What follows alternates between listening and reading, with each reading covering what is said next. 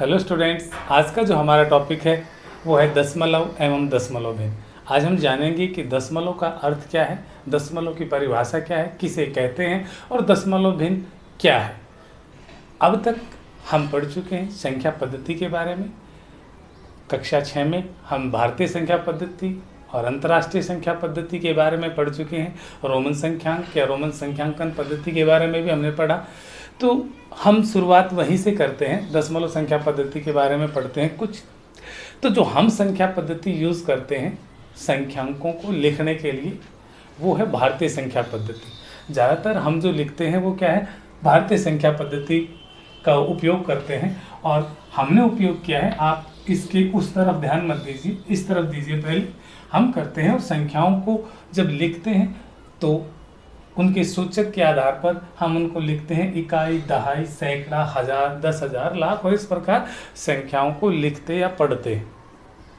लेकिन यहाँ एक बात देखने की है कि जो संख्याएं हैं ये पूर्ण संख्याएं हैं। पूर्ण संख्याएं पूरी संख्याएं हैं, एक से लेके अनंत तक। और ख़ास बात क्या है इस संख्या पद्धति की कि हम जो संख्या पद्धति यूज़ करते हैं वो दाशमिक संख्या पद्धति है, अर्थात 10 अंकों पर आधारित है। कौन कौन से अंक? 1, 2, 3, 4, 5, 6, 7, 8, 9।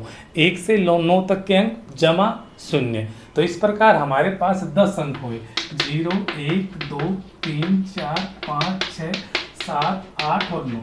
तो इन 10 अंकों पर आधारित है सारी संख्या पद्धति है, वो दाशमिक संख्या पद्धति है हमारे पास।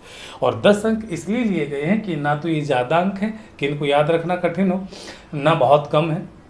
नॉर्मली अगर मैं हाथ की बात करूं, याद रखने के हमारे हाथों में 10 उंगलियां, पैरों में 10 उंगलियां, तो इस प्रकार 10 अंकों का उपयोग किया गया है 0 से लेकर 9 तक, और इसीलिए दाशमिक संख्या पद्धति। दूसरी बात, जब अगर आप ध्यान से देखेंगे तो प्रत्येक सूचक, ये सूचक हैं इकाई, दहाई, सैकड़ा, हजार। संख्याओं की जब संख्यांक लिखते हैं तो उनके सूचक दिए गए हैं, तो इकाई, दहाई, सैकड़ा, हजार। तो प्रत्येक जो सूचक है, जो बड़ा सूचक है, क्योंकि दहाई इकाई से बड़ा है, सैकड़ा दहाई से बड़ा है, हजार सैकड़े से बड़ा है।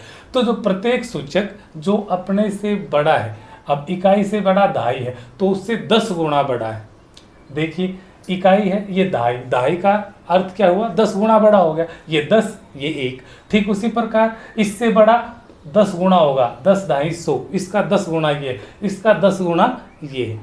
ये बात आप ध्यान से देखेंगे तो आप पाएंगे, और इसीलिए इसे दाशमिक संख्या पद्धति कहते हैं कि प्रत्येक जो सूचक है, अगला सूचक है, या फिर ये कहिए जो प्रत्येक बड़ी इकाई है वो अपने छोटी इकाई से 10 गुना बड़ी है। ये बड़ी इकाई है तो छोटी इकाई कौन सी है, ये है, इससे 10 गुना बड़ी। ये इससे बड़ी है तो कितनी बड़ी है, 10 गुना, 10 दहाई 100 और 100 दहाई 1000। तो इस प्रकार ये संख्या पद्धति। लेकिन यहाँ एक बात है, यहाँ हम संख्याओं की शुरुआत कर रहे हैं 1 से।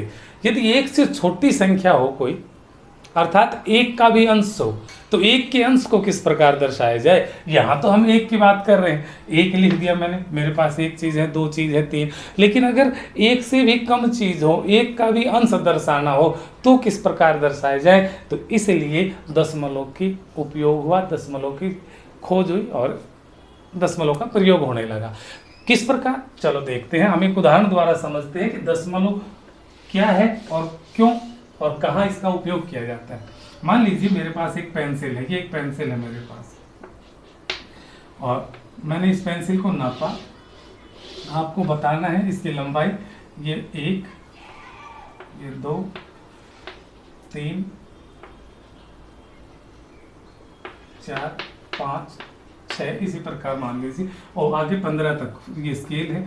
आपने देखा होगा स्कूल में 0 से चालू होते हैं और 0 से 1 के बीच 10 खंड होते हैं, 10 अंश होते हैं। 1, 2, 3, 4, 5, 6, 7, 8, 9, 10। इसी तरह से 1, 2, 3, 4, 5, 6, 7, 8, 9, 10। अब ये यहाँ से 1, 2, 3, 4, 5, 6, 7, 8, 9 और ये 10। यदि मुझे इस पेंसिल की लंबाई बतानी हो तो कैसे बताएंगे। यदि यहाँ तक की बात होती तो मैं कहता ये कितनी है, 3 सेंटीमीटर लंबी पेंसिल। यहाँ तक होती तो मैं कहता 4 सेंटीमीटर लंबी। अब ये पेंसिल जो है, अगर उसकी लंबाई मुझे लिखनी हो तो मैं कैसे लिखूंगा, 3 सेंटीमीटर या 4 सेंटीमीटर। क्योंकि 3 सेंटीमीटर से तो बड़ी है ये और 4 सेंटीमीटर से छोटी है। अब हम यहाँ जाते हैं, जैसा कि मैंने आपको बताया था कि इकाई के अंश को दर्शाना हो। यहाँ इकाई, एक इकाई को 10 भागों में बांटा है, क्योंकि 1 सेंटीमीटर में 10 मिलीमीटर, तो एक इकाई जो है उसके 10 भाग हो गए। अब अगर मैं यहाँ इसकी देखता हूँ तो कौन से भाग पे इसका सिरा आता है ये देखते हैं। तो मैंने किया 1 2 3 4 और 5, मान लीजिए 5वें भाग पे है। अब ये 5वां भाग है, 3 और 4, 3 से तो ज़्यादा है 3 सेंटीमीटर से, और 4 सेंटीमीटर से कम है, और जो बीच में है बिल्कुल स्थित, तो इसे मैं लिखूं क्या। अब जो इकाई का भी 5वां अंश है, इकाई का 3 इकाई तो पूरी है इसकी लंबाई, और जो अगली इकाई है उसका 5वां हिस्सा और है उसके साथ, तो 3 तो सेंटीमीटर मैंने लिख दिया, 3 सेंटीमीटर। लेकिन इसको क्या लिखूं।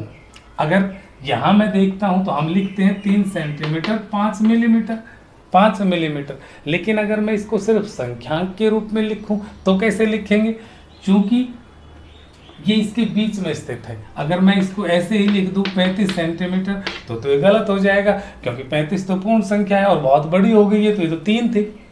तो क्या करें, हम इन दोनों ये जो अंक हैं, यहाँ 3 इकाई तो पूरी है और ये जो 5 है ये क्या है, इकाई का अंश है, इकाई का भाग है। तो इकाई के भाग को पूर्ण से अलग करने के लिए हम एक बिंदु का प्रयोग करते हैं, और इस बिंदु को ही हम क्या कहते हैं, दशमलव कहते हैं। तो अब दशमलव की परिभाषा अगर मैं दूं तो क्या है, दशमलव वह बिंदु है जो किसी इकाई के 10वें, 100वें या 1000वें अंश के बीच के, 1000वें भाग के बीच के भाग को दर्शाता है। मैंने क्या कहा है उस बात पे कंसंट्रेट कीजिए आप। दशमलव वह बिंदु है जो किसी इकाई के 10वें, जैसा कि इसमें है ये 10वां है तो 10वें और 100वें। अब 10वां है तो 10वें का बीच का अंश, अगर इसको 10वां पूरा अंश हो जाता तो 3 के बाद 10वां अंश कंप्लीट हो जाता तो 4 बन जाता।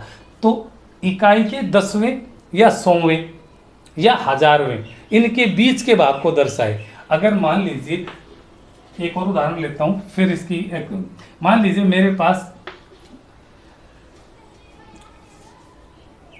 कोई पेंसिल या कोई चीज़ है, मैंने ली, उसकी कीमत है, पेन खरीदा हमने और उसकी कीमत उसने दुकानदार ने बताई 3.5 रुपये। अंकों में लिख देता हूँ 3.5 रुपये। यदि मैं, ये तो मैंने शब्दों में लिखा, अगर मैं इसे अंकों में लिखूँ 3.5 रुपये को तो किस प्रकार लिखूँगा। अब 3 तो पूरा है, 3 रुपये तो पूरे हैं। अब 3.5 का क्या अर्थ है, 3.5 का अर्थ क्या हुआ कि जो इकाई है, यहाँ एक इकाई क्या है, 1 रुपया है, और 1 रुपये के कितने भाग हैं, 100। जैसे इस प्रकार इस यहाँ की बात कर रहा हूँ, यहाँ इस इकाई के कितने भाग थे, 10। उसी प्रकार अगर मैं यहाँ बात करूँ तो इकाई के कितने भाग हुए, 100, और कीमत कितनी है पेन की, 3.5 रुपये। तो 3.5 का अर्थ है कि इकाई का आधा, और इकाई क्योंकि 100 भागों से मिलकर बनी है उसका आधा कितना हुआ, 50। तो अगर उसको मैं लिखता हूं तो ऐसे लिखूंगा 50। और क्योंकि ये पूरी इकाई है और ये उनके भाग हैं, इनको अलग करने के लिए मैं बीच में एक बिंदु लगाऊंगा, और ये बिंदु ही दशमलव है। इसीलिए मैंने दशमलव की परिभाषा दी है कि किसी इकाई के 10वें या 100वें भाग के बीच जो है, 10वें या 100वें भाग के बीच अगर 100वां भाग हो जाता है तो 3 रुपये का 4 रुपया बन जाएगा। ठीक उसी प्रकार से यहाँ अगर 10वां भाग हो जाता है तो 3 सेंटीमीटर का 4 सेंटीमीटर बन जाएगा।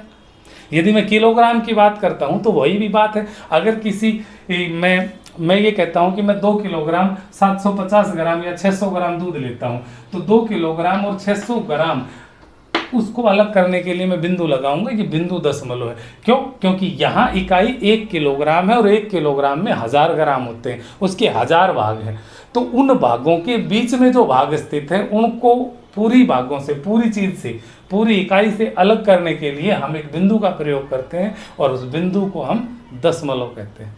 ये दशमलव है। तो यहाँ हमने लगाया बिंदु 2.600, यहाँ 3.50 और ये 3.5। तो ये तो थी दशमलव की परिभाषा। अब बात करते हैं दशमलव भिन्न की। दशमलव भिन्न क्या है? जैसा कि मैंने आपको यहाँ बताया, दशमलव का अर्थ तो आप समझ गए होंगे। दशमलव क्या है? दशमलव एक बिंदु मात्र है जो किसी इकाई के भाग को दर्शाता है, उसके अंश को। कौन से भाग को? 10वें, 100वें या 1000वें भाग के बीच के भाग को दर्शाता है। अब हम बात करते हैं दशमलव भिन्न की। दशमलव भिन्न क्या है? दशमलव भिन्न एक ऐसी भिन्न है जिसका हर 10 या 10 की घात के रूप में हो।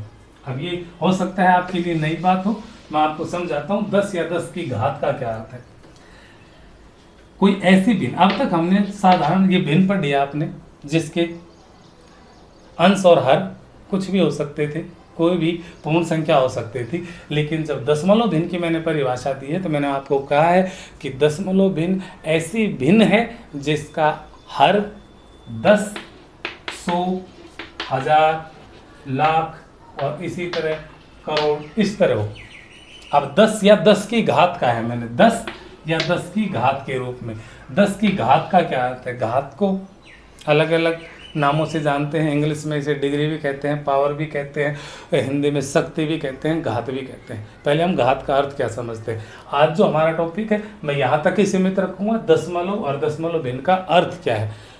आगे किस प्रकार साधारण भिन्न जो दशमलव भिन्न है उसको दशमलव संख्या में बदला जाता है, दशमलव संख्या को किस प्रकार दशमलव भिन्न में बदला जाता है, हम कल इसके बारे में विस्तार से पढ़ेंगे। आज हम यहीं तक सीमित रहेंगे।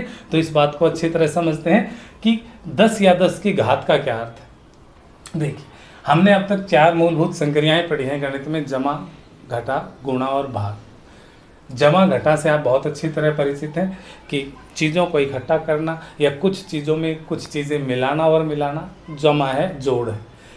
जो हमारे पास चीज़ें हैं उनमें से कुछ निकाल लेना घटा है। और बार बार जोड़ करना गुणा कहलाता है। बार बार जोड़ करना, आपने देखा 2 में 2 जोड़ा, फिर इसमें फिर 2 जोड़ा, फिर इसमें 2 जोड़ा। तो जितनी बार 2, 1, 2, 3, 4, 4 बार जोड़ा, क्योंकि 2 को मैंने 4 बार जोड़ा है। 1, 2, 3, 4। तो मैं इसे क्या लिखूंगा? कितना लिखूंगा? 1, 2, 3, 4। 2 की 4 बार गुणा की है तो इसको लिखूंगा 4 गुणा 2 बराबर है 8। इसका अर्थ है कि 2 है वो क्या है? 4 बार जोड़ा गया है। तो जोड़ और गुणा एक चीज़ें होती हैं, और बार बार घटा देंगे तो उसका अर्थ भाग होता है। ठीक उसी प्रकार से बार बार गुणा करना घात कहलाता है। बार बार गुणा किस प्रकार देखते हैं। अगर मैं ये लिखता हूँ 2 गुणा 2, तो इसका अर्थ है 2 इसकी घात, जो इस पे मैं जितनी बार इसकी आवर्ती हुई है, किसी अंक की आपस में जितनी बार गुणा की जाती है उसे ऊपर लिख दिया जाता है। किसके? जिस अंक के आपस में गुणा की गई है उसके। ये 2 है, ये आधार, और ये इसकी घात कहलाती है। तो आधार ये इसकी घात है, तो 2 की शक्ति 2। इसीलिए यहाँ अगर मैं इसके 3 बार गुणा करता हूँ तो 2 की शक्ति 3। इसका अर्थ है कि 2 की 3 बार गुणा हुई है। अगर मैं 4 बार करता हूँ तो 2 की घात या 2 की पावर या 2 की डिग्री कितनी है? 4 है। तो यहाँ 10 की शक्ति n लिखा है। इसका अर्थ है 10 की 1 भी हो सकती है। 10 की 1 का अर्थ है सिर्फ 10। 10 की शक्ति 2 का अर्थ है 10 की 2 बार गुणा, तो 10 की 2 बार करेंगे तो 100 आएगा।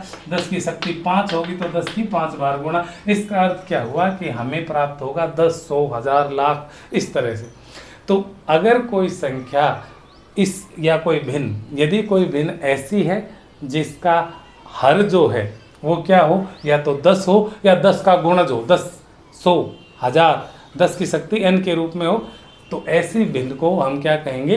दशमलव भिन्न कहेंगे। तो ये था दशमलव और दशमलव भिन्न के बारे में।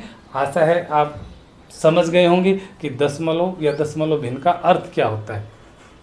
अब हम इससे थोड़ा सा आगे चलते हैं कि यहाँ हमने बात की इकाई, दहाई, सैकड़ा, हजार संख्या पद्धति में, और यहाँ मैंने आपको बताया था कि अगर इकाई के भी अंश दर्शाने हों तो हम कैसे दर्शाते हैं। हमने बताया कि दशमिक संख्या पद्धति है।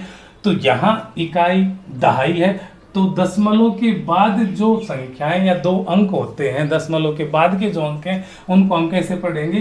दशांश, शतांश, हजारों। यहाँ क्या है कि प्रत्येक, मैंने बताया यहाँ ये बड़ा है तो इससे 10 गुणा ये बड़ा, इससे 10 गुणा ये, इससे 10 गुणा बड़ा ये। यहाँ ये सबसे बड़ा है, सबसे बड़ा 1/10, उसके बाद 1/100, फिर 1/1000, फिर 1/10,000 और लाख, इसी प्रकार से। जब हम दशमलव संख्याओं को लिखते हैं, जैसे मान ले मैंने यहाँ एक संख्या लिखी, तो दशमलव संख्याओं को लिखते हैं तो लिखने में एक, चाहे दशमलव के बाद कितने भी अंक क्यों ना हो, दशमलव के बाद 1, 2, 5, 10 कितने भी अंक हो सकते हैं, लेकिन जब हम इनको पढ़ेंगे तो पढ़ते वक्त हम इन अंकों को अलग अलग पढ़ेंगे। ऐसे पढ़ेंगे 5.35, ये नहीं पढ़ सकते 5.35, इकट्ठा नहीं पढ़ेंगे। क्यों? क्योंकि मैंने आपको बताया है कि 35 का अर्थ तो ये पूर्ण हो गया, ये पूर्ण नहीं है, ये इकाई के अंश हैं, और इकाई के अंश हैं तो एक एक करके पढ़े जाएंगे, और इसलिए इसको पढ़ा जाएगा 5.35। दशमलव के बाद जितने भी अंक आते हैं सभी अंकों को सिंगल पढ़ा जाता है। आज के लिए इतना ही। आप घर पर रहें, पढ़ते रहें, सुरक्षित रहें। धन्यवाद।